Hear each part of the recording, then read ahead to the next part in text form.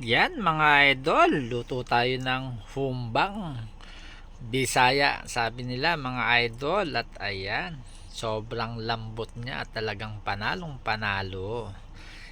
Yan, mag-slice tayo ng liempo mga idol. Tapos lagyan natin ng asin at igisa-gisa lang natin siya ng konti. Ilagay na natin yung garlic, tsaka yung soy sauce mga idol, tsaka konting black pepper, at saka yung tinatawag natin ng laurel mga idol. Yan, halu-haluin lang natin, tapos lagyan natin ng takip mga idol.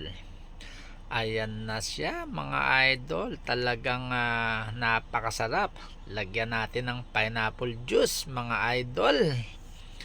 Ayan na siya, tsaka konting tubig lang at pakukuluan natin yan mga idol.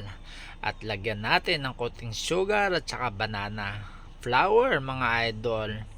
I-cover uli natin yan mga idol. At ayan na siya, saktong sakto mga idol. Konting halo na lang siya, at saka lagyan natin ng black beans na konti at konting vinegar mga idol. After nyan, ayan na mga idol, halina po kayo sa hapagkainan na tayo kumain na. Hanggang dito na lang, bye bye.